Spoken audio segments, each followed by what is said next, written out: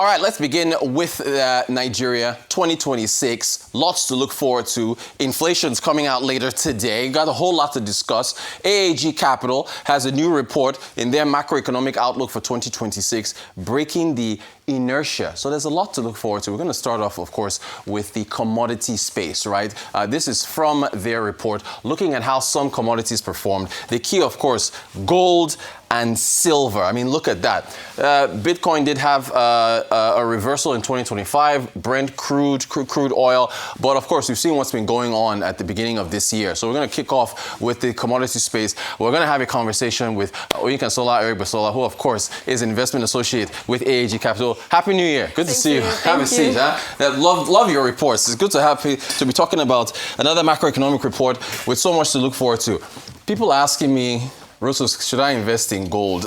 And so you've seen what's been going on with all the geopolitical issues we just talked about. Look at what's happening with Greenland, Venezuela, Iran.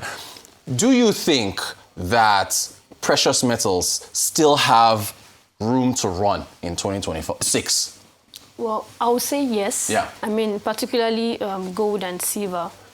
Particularly silver, really. Yeah. Yes, we saw the rally that happened with gold last year, and of course silver, and it was actually basically on the back of geopolitical tensions, right? But particularly for silver, we've continued to see more like a power play from China,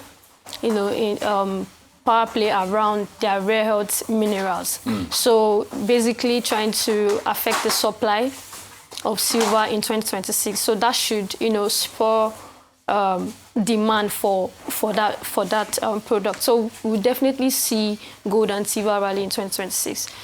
Aside geopolitical tensions, but also, the supply shortage for silver amid, growing demand. All right, let's jump into Nigeria and talk about inflation. The Bureau of Statistics saying that there's likely to be an artificial spike in December. That is, of course, because of maybe base effects, so on and so forth. This is from your report looking at when the rebasing took place and the deceleration in inflation since then.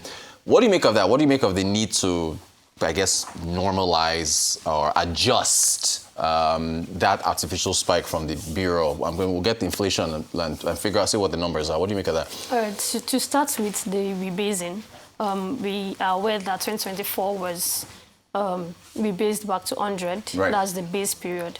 And because of that, it is actually expected. I mean, many analysts have actually projected that we could see a spike in the December inflation numbers. Yeah. But majority of the participants actually are aware that this is basically a statistical issue. So it's basically because of the rebasing that was done for 2024 fiscal year.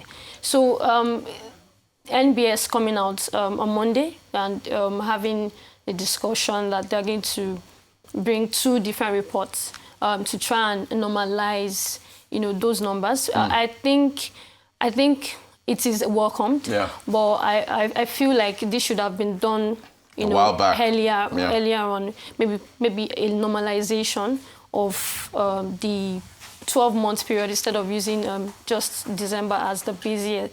So I think they should have come out earlier to normalize, and then would have those numbers. Well, it's actually welcome because we are going to be seeing two different numbers later today. Yeah. So the original spike in inflation in December, and of course their normalized figures. So I would say it's a welcome development, given the fact that they would be showing us those two numbers. And I think what I would expect from them going forward is to maintain those two reports going forward for transparency purposes. Now, you have in your reports and I really like this, a base case for inflation, a bull case and bear. And for our viewers, base, I guess, is your normal condition. Bull is super optimistic, and then bear is pessimistic. So we're using 20 black bars, right? 2026, right? So base 14.6, bull 13, bear. So give us one. Let's start, I guess your triggers for each of these. Okay, so for the base case scenario, the factors that we've considered is the stabilization of the FX, which we saw in 2025. So we expect that to continue into 2026. So we don't expect to see too many volatility in the exchange numbers, and basically it's settling at 1,450 thereabouts. So there's also the expectation of improved food supply in 2026 due to increased agricultural activities, right? So, and that would mean that there will be less insecurity in the country this year, seeing the efforts that we've continue to see of recent times. But for our bull case scenario, we're expecting a sharp appreciation of the exchange rate, the Naira, to about 1,003 thereabouts, and of course improved food supply. But for the bear case, we were saying that this old geopolitical tensions was seeing like a pass-through into the economy. And of course, insecurity is on the rise. So that should affect agricultural activities and of course food, which would impact food inflation. So that's the reason for our forecast. Thank you for that. Thank you. So we got 3 different scenarios there, and you've got a range. So based on that, to piggyback off that, with those 3 scenarios you've got for inflation, so we're ranging here from 13, 14 to 16, right? What is your outlook for monetary policy in terms of what we could get later on? And you've got excellent charts here where you've got what happened and how, what 27, right? So what do you think monetary policy authority, I mean, not that you're going to predict the votes and everything, but what's your outlook? How do you think things will work out there? Okay, so our outlook for monetary policy rates in 2026 is, of course, definitely dependent on where inflation is, like the movement of inflation in 2026. So if we should see disinflation going forward, we expect a minimum of 150 to 200 basis points hike. Cuts rather in monetary policy rate 2026. But if we should see inflation sticky or not to the desired or a desired level by the CBN, we should expect a minimal cut or even a hold stance in 2026. So so it's really dependent on where inflation is. But secondly, there's also the issue of trying to stabilize the Naira. One of the tools that the CBN used in 2025 was to try and keep the money rate for OMO rates to attract FPIs, so that's foreign portfolio investors. So they would also consider that, and so that's why we don't expect a steep cut in MPR in 2026. Okay, cool. So that's on the monetary policy side. Let's go to the fiscal side. I think this is my favorite chart in the entire report, where you look at, this is great. You've got your capex budget on the left-hand side, and then you've got the implementation rate. So basically, capital expenditure, roads, bridges, infrastructure projects, and you've shown here that from at least 2022, at least from 2023 when the administration came in, that capex implementation rates actually increased. I mean, looking at 79, almost 80% at 2023. So what was the trigger for that? How were they able to get a better implementation rate for capex? All right. Okay, so before I mention how they're able to get a better rate, I would just quickly like to explain the 89%. Certainly. Right? Because you can see like a surge in 20, and you're wondering what happened that year. So we should look at, and that's the reason why we kept the capex budget as well. Capex budget was at the lowest, right? And so that's what informed the implementation rate to be high. So in a real sense, we didn't really have enough on capital expenditure that year. So that the 89% is not it's not like a normal, it's not a normal rate basically. It's reflective of the lower budget. Now back to the reason why we now saw increase from 2023 forward. If you recall, the new administration, before they entered office, one of their manifesto was the fact that they would double down on capital expenditure. So basically, the reason why we are seeing this rates increase is the fact that, number one, even though they increased the budget for capital expenditure, during 2023 and 2024, we still see higher implementation rate because, of that, the fact that they ensured that they kept to that promise of, investing in infrastructure for those years. So what about the drop from 2024, 84.14% to 2025? And I know you've highlighted that's January through July. So is that's a function of what? Not disbursing enough funds, or what's that a function of in terms of the rates dropping? Okay, so basically in 2025 we saw a scenario where 2024 budget was also still being implemented. Right. So that's the reason why we saw a slowdown in the implementation rates, because there was still need to complete priority projects from 2024. So that's the reason why we saw that drop in implementation. Okay, let's now get to debt. You have another chart. I think I've mixed it up, which one my favorite chart was. And I think this was my favorite chart, sorry. Then it full of it. I always like charts with like multiple metrics on there, right? Because it gives you a good snapshot. So this is great. And we'll pull up on a screen from our viewers if they can't see this clearly enough. But this has been an issue that has been flagged by a lot of economists. You've put this out here. So debt is rising, right? And it's what, 152 trillion now as of half year, 2025, and you can extrapolate to get what that would be for full year. But be that as it may, debt to GDP dropping from 52.1 in 2024 to 37.1. So talk to us about that. That is a function of the rebasing, right? Yes, definitely. So, but we should still have concerns over rising. Talk to us about that in terms of what, I guess, the rebasing debt and the outlook for the country if debt is still high. Yes, we should be concerned. Yeah. Because if you look at our debt service to revenue, right, as of 2025, it was at about 72%. That's as of July, not 72 Naira out of every 100, right? That's from January to July was 72%. Yeah. And based on the 2026 budget, the debt service to revenue is pegged at 45%. That is still not sustainable because, if looking at the revenue projection, there's the issue of underperformance from years back. Yeah. So we might not even see a realization of that revenue figure.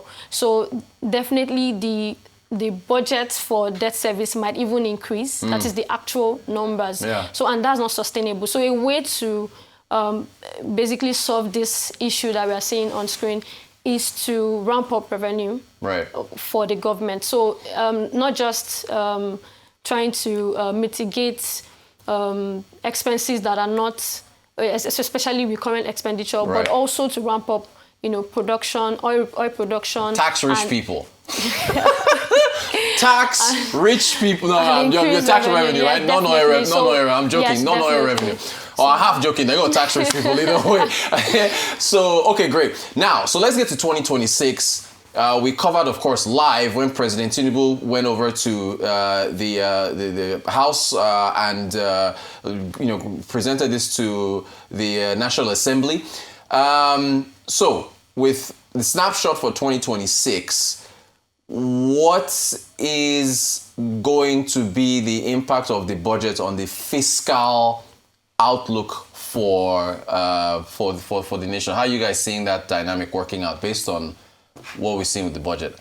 Okay, so the fiscal outlook, it's expansionary, right? And just like I said earlier, the concern really is on the revenue side and, of course, the debt service that is increasing. Yeah. So really a way to mitigate a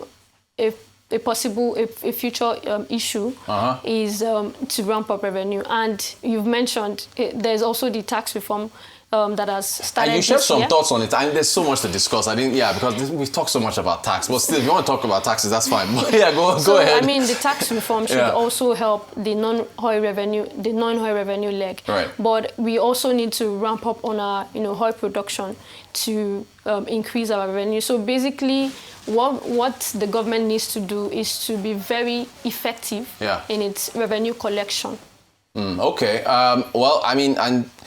Okay, fine. Because I know, Trump wants lower oil, and he just backed off on attacking Iran because I think he realized what that would do to oil prices, and he has an election coming up later on this year. So I know we need to ramp it up, but oil prices are still going to have an impact on that, right? Yes, definitely. Okay, so let's now go to the Naira. I love this chart. It is incredibly illustrative. If you take this back to, I don't know, 2022 or 2021, massive gap for people who plot these things. I mean, they should know about that big divergence between the official rates and the parallel market rate. And this is just, it's practically unification, right?